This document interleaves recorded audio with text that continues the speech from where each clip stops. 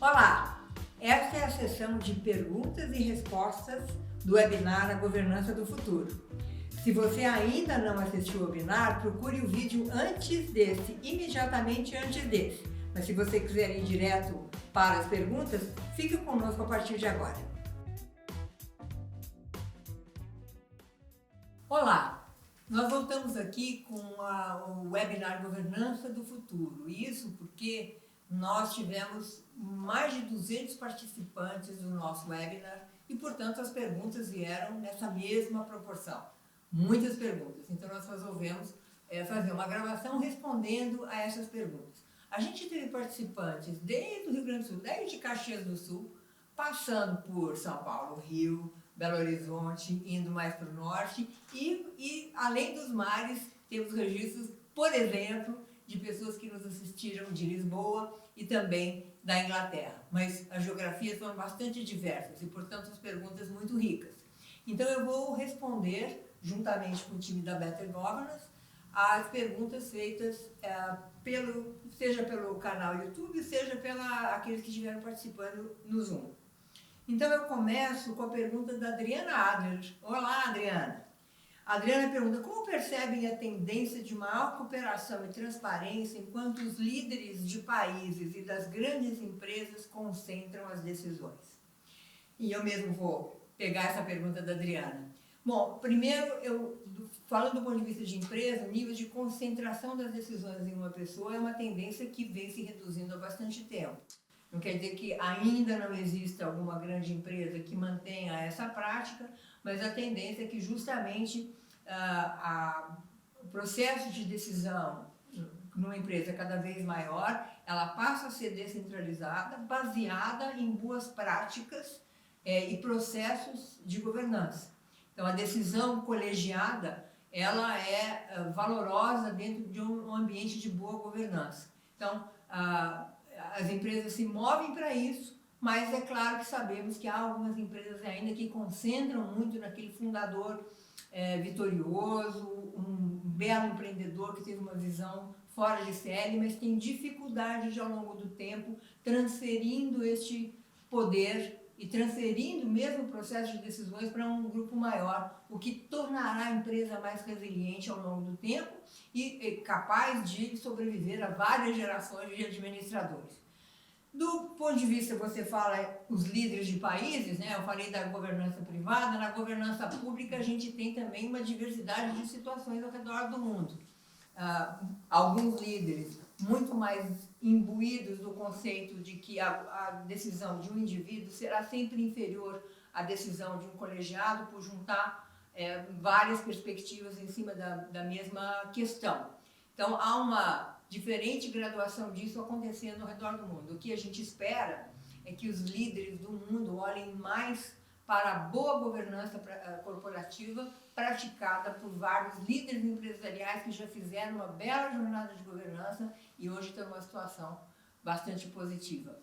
Agora a pergunta vem da Dirlene Silva. Minha pergunta é para o Walter Faria. Parabéns pela fala que enfatizou a mudança de visão de sustentabilidade, o qual antes os investidores olhavam prioritariamente para a sustentabilidade financeira e hoje olham para o tripé da sustentabilidade. Uma empresa precisa ser economicamente viável, ambientalmente responsável e socialmente includente. Como você mesmo falou, Walter, ainda há poucas empresas aqui no Brasil que conseguem cumprir esse tripé. Minha questão é, na sua visão, qual a grande dificuldade das empresas para realmente adotarem boas práticas de ESG, garantindo este tripé de sustentabilidade? E quais os maiores riscos inerentes ao longo prazo dessas empresas? Dirlene, obrigado por sua pergunta. É interessante, a gente concluiu um projeto bastante desafiador com uma corporation, uma empresa de grande porte, onde a gente teve a oportunidade de fazer um aprofundamento para entender os ratings, particularmente os ratings ESG, os índices também. Conversamos com muitos investidores institucionais para entender as ferramentas que eles utilizam, os critérios que eles utilizam, as plataformas, os provedores de serviços nessa área, particularmente nessa questão ESG que você colocou. E, obviamente, a gente fez também uma conversa com diversas empresas. É interessante que o desafio, a sua primeira pergunta, o grande desafio é que a empresa faça, primeiro, fazer um pouco desse trabalho que a gente fez, de olhar qual é a perspectiva do investidor, o que ele valoriza, o que ele prioriza, o que é relevante pela ótica dele, obviamente, olhando para a organização, fazer um estudo, essa matriz de materialidade, e hoje você tem diversos frameworks, diversos padrões, standards, utilizados inclusive por esses ratings que a gente conversou, e plataformas de disseminação de informações e de índices. Entender como é que funciona essa matriz de materialidade, às vezes no setor e às vezes para a empresa, e hoje você tem empresas atuando em muitos setores, é fundamental. Além disso, a empresa também, o desafio da empresa é se dotar de um sistema de informações para poder coletar essas informações. Existem empresas que fazem muita coisa nessa área, tem impactos, vamos dizer, na área tanto social quanto ambiental e na própria governança, mas não existe esse registro de maneira organizada pela linguagem que os investidores interpretam e também não existe a comunicação. Então, o desafio das empresas hoje, além delas entenderem como é que o mercado olha isso e o que ele valoriza, é organizar essa informação, falar na linguagem que o mercado entende, o que ele valoriza, priorizar, obviamente, as métricas e os indicadores que o mercado utiliza e melhorar a comunicação. Além disso, nós falamos na primeira parte desse diálogo constante. Mesmo que a empresa estruture uma comunicação e faça essa comunicação não somente anual, no relatório de sustentabilidade, porque isso é dinâmico, todo dia tem coisa acontecendo, existe uma concorrência por essa informação, ter essa escuta atenta. Porque às vezes o que a empresa comunica não é necessariamente o que o mercado interpreta. Então ruídos de comunicação acontecem e a gente precisa estar sintonizando, fazendo uma sintonia fina para corrigir, para a empresa, no final das contas, se expressar melhor, né, Sandra? Isso aí.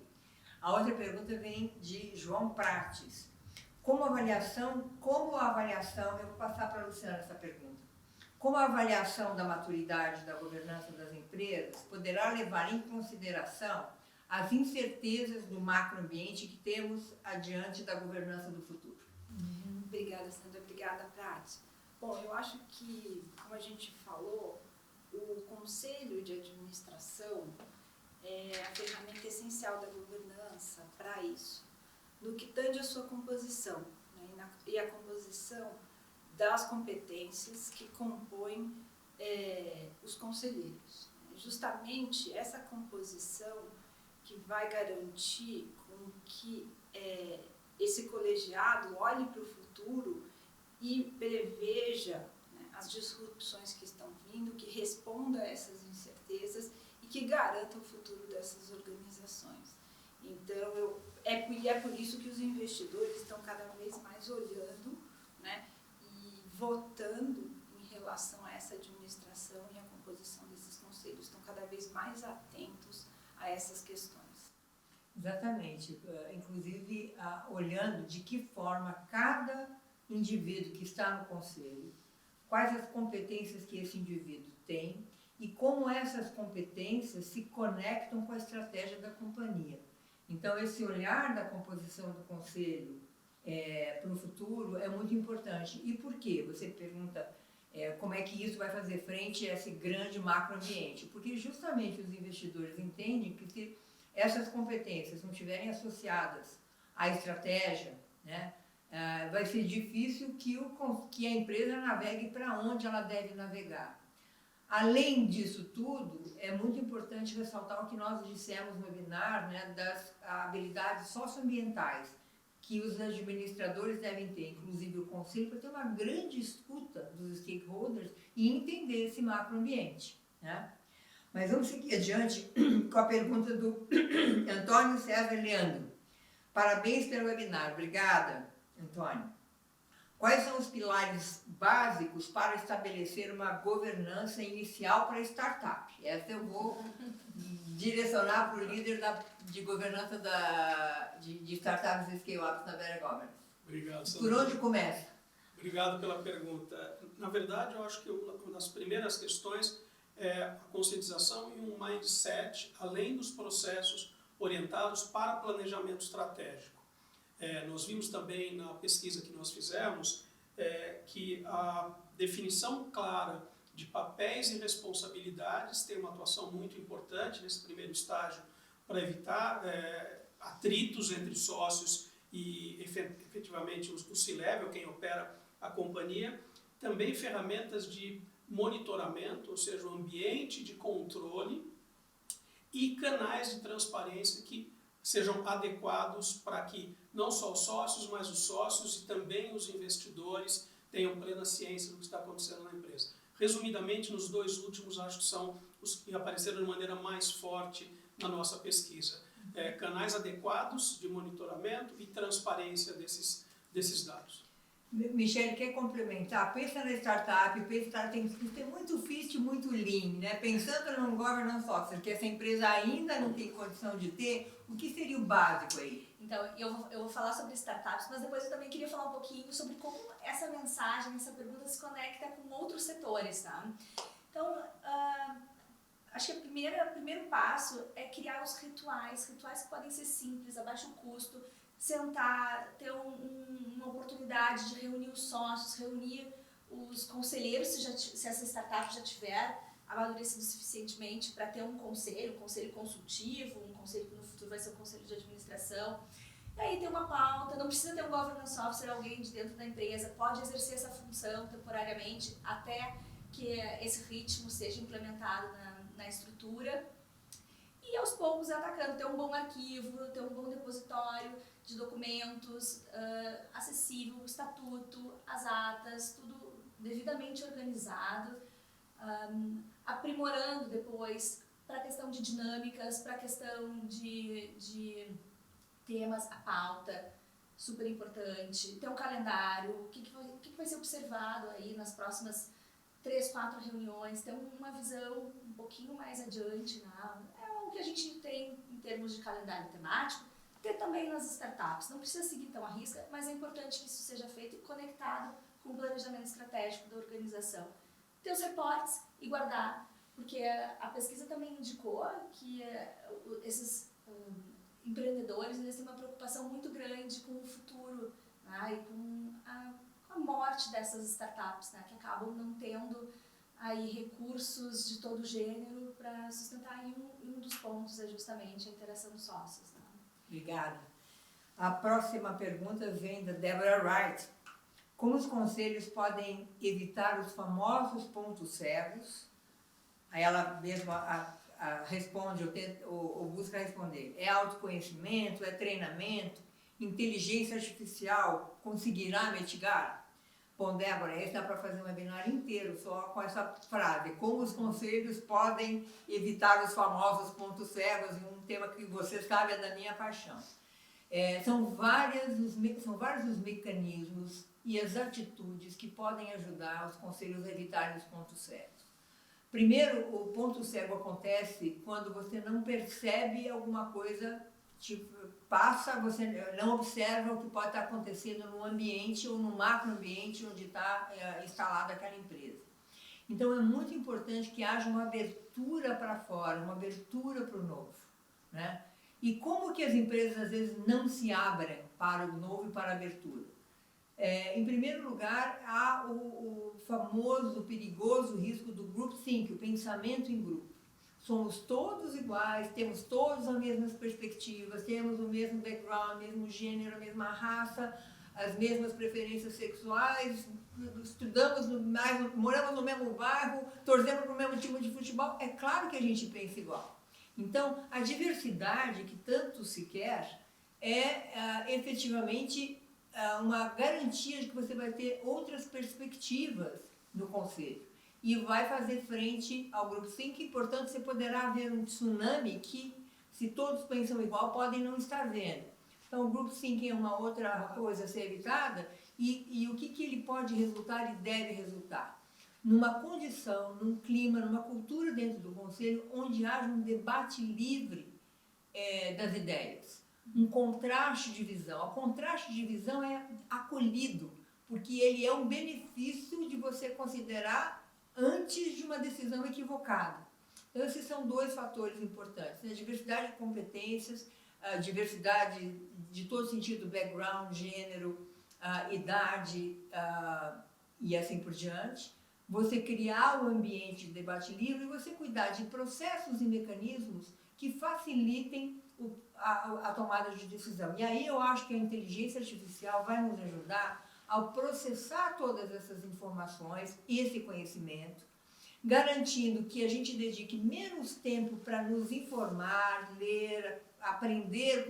Os executivos gastaram menos tempo para trazer informação para o Conselho, inclusive gastando menos tempo deles próprios, e aí a gente dedica esse espaço, esse horário nobre que é a reunião de Conselho, para trocar ideias, para dialogar sobre as questões com abertura. Daria para falar muito mais, mas eu acho esses 3 pontos bastante relevantes. E agora a pergunta vem da Inglaterra. Pelo menos é onde mora a Ieda Gomiziel, eu não sei se ela está em algum outro lugar do mundo, mas ela nos diz aqui: Sandra e colegas, parabéns por esse evento tão rico, obrigada. As fusões e aquisições de grande porte são aprovadas pelo Conselho. Você vê um movimento no Brasil dos conselhos exigirem due diligence em ESG para as empresas-alvo?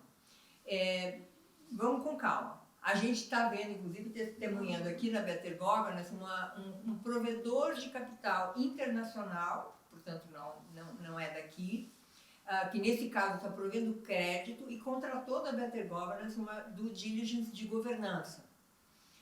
Então, a parte de G está sendo olhada por alguém que está oferecendo crédito para uma empresa brasileira. Temos visto também, em situações de fusão e aquisição, em setores de mais risco ambiental, se pedir uma due diligence ambiental ou destes riscos ambientais ou de qualquer outra natureza do âmbito de sustentabilidade. Mas eu diria que isso ainda está na infância. E eu penso que é bem provável que, conforme vai aumentando a consciência para ESG, vai aumentando a clareza sobre os riscos que se impõem não tomar conta desses fatores, virão também para o Brasil due diligences mais robustas em todos os aspectos, ambiental, social e de governança. O social também tem notícia de uma situação, mas ainda muito superficial. Eu acho que isso é um campo que vai crescer bastante. Bom, a outra pergunta vem do Rio de Janeiro, Cristina Pinho. Em recente relatório sobre a aderência das fases das startups e a implantação da governança, foi identificado que ainda há muito que avançar, revelando uma imaturidade dessa governança. Em quais dessas fases vocês percebem os maiores gaps e riscos? Nelson. Olá, Cris. Prazer falar contigo aqui e responder a tua pergunta. Obrigado pela pergunta. Quem teve acesso ao relatório, nós analisamos 24 práticas consolidadas em 6 diferentes dimensões. Dessas 146 startups que responderam, nós tivemos cerca de 87% delas nos 2 estágios iniciais, nas dimensões de controle, monitoramento, ambiente de controle e também divulgação e transparência. Apenas algumas das práticas que são monitoradas nessas 2 dimensões, por exemplo, sistemas de controle gerenciais, práticas de auditoria, práticas de gestão de risco, ciclo de planejamento da empresa. E na questão de divulgação e transparência, os desafios são não apenas em transparência e prestação de contas, mas também na confiabilidade dos dados que são apresentados. Essas 2 dimensões foram as que apresentaram maiores desafios para a gente. A próxima pergunta continua da Cristina, vou pedir para você responder, Nelson, depois eu vou pedir para a Luciana complementar. Não sobre startups, mas trazendo para um outro ambiente. Em muitas empresas, startups e scale-ups, o CEO é o chair, é o presidente do conselho. Sabemos que esta não é a melhor prática, mas pode ser mais tolerada essa prática nesse caso, Nelson? Eu acho que sim, Sandra. Eu acho que sim, porque hoje a gente sabe muito que o mundo das startups, elas estão muitas vezes focadas na operação e tem pouco tempo para se dedicar ao ambiente de governança e também às trocas que são propiciadas no conselho, muitas vezes consultivo das empresas. Eu acho que o fato do CEO se sentar nesse conselho e o tempo inteiro está expostos a essas indagações, essas provocações e essas reflexões, estimula com que ele tenha um pouco do que nós falamos a respeito da preocupação com a conscientização e conhecimento, desmistificar um pouco o que é governança. Então, acho que sim, é aceitável, não só aceitável, como é recomendável para que ele tenha um pouco de um banho de governança, de nivelamento e de letramento em governança. Só não pode acostumar com isso, né? Por isso que nós defendemos, Sandra, apenas lembrando, que cada startup, no seu determinado estágio de evolução do negócio, tenha pacotes de governança diferentes. Isso, com certeza, não será estimulado nas fases mais avançadas. Mas, Luciana, nas fases mais avançadas a gente vê muitas vezes essa permanência dos dois no mesmo papel. Às vezes é 3 papéis, né? Porque às vezes é o CEO do Conselho de Família, é o presidente do Conselho de Família, é o presidente do Conselho de Administração, é o CEO, e quando vira empresa listada, acaba sendo o diretor de RI também. Fala um pouquinho sobre esse. Sandra, é um grande desafio, né? São papéis super importantes, são diferentes. Então, eles precisam ser desempenhados com a maestria de que cada uma das funções necessita. O presidente do conselho, como a gente fala, é um colegiado, ele tem um papel muito diferente de um CEO. O CEO tem que olhar para a administração, tem que olhar para a operação, tem que olhar para dentro.